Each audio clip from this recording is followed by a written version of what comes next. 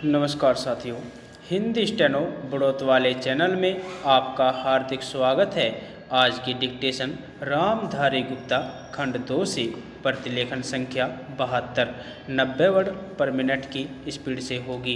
तो आइए शुरू करते हैं। डिक्टेशन शुरू होगी 5 सेकंड बाद।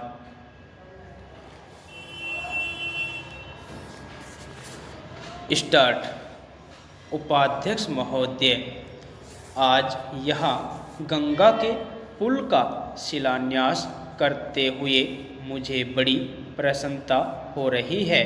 बिहार में गंगा पर यह पहला पुल होगा और मैं भली प्रकार जानता हूँ कि इस राज्य के लोगों के लिए यह कितना बड़ा वरदान है और इसके द्वारा कितनी बड़ी आवश्यकता की पूर्ति होगी।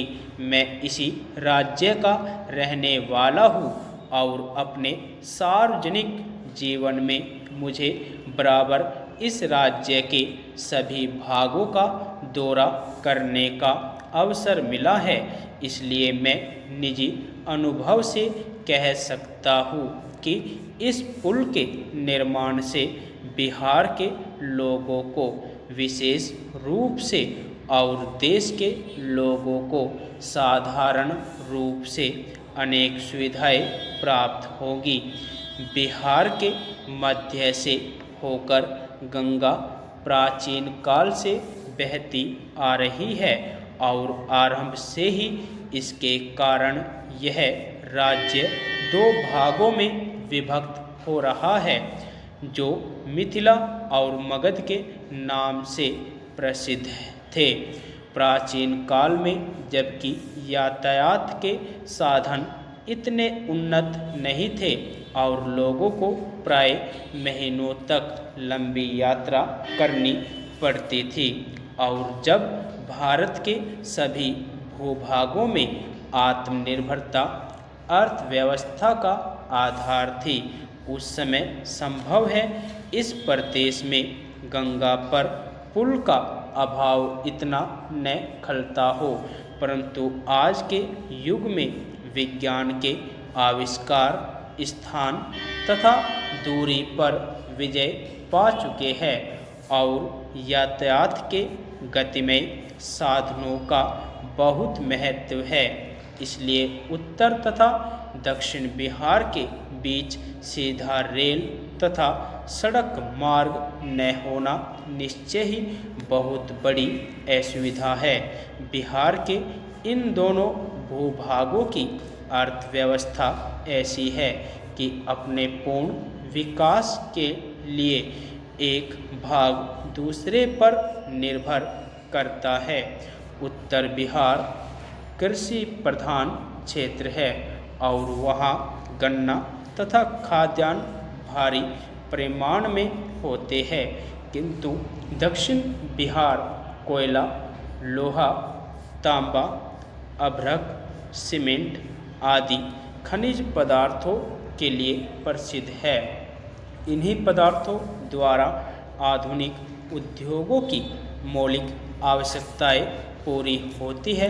यातायात के साधन दोषपूर्ण होने के कारण उत्तर बिहार के विकास पर हानिकारक प्रभाव पड़ा है।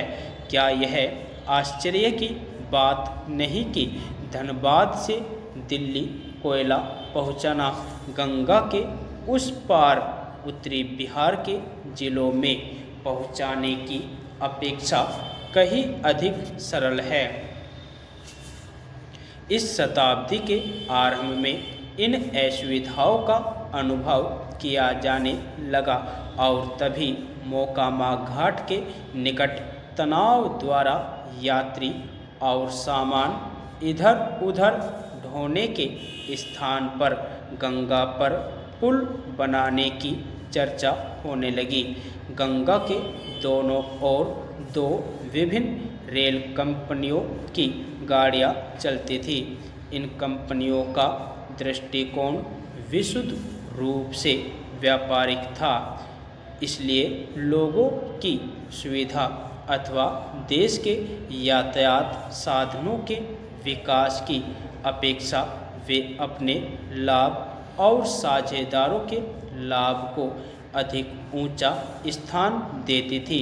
यही कारण है कि पुल के संबंध में यद्यपि 40 वर्ष तक सोच विचार होता रहा, किंतु दूसरे विश्व युद्ध तक कोई निर्णय नहीं किया जा सका। जब कभी यह प्रश्न रेल अधिकारियों के सामने आया, इस पर रेल कंपनियों के साझेदारों के लाभ हानि की दृष्टि से ही विचार किया गया। यदि आपको डिक्टेशन अच्छी लगी हो तो हमारे चैनल को सब्सक्राइब करें तथा वीडियो को लाइक व शेयर भी करें। धन्यवाद।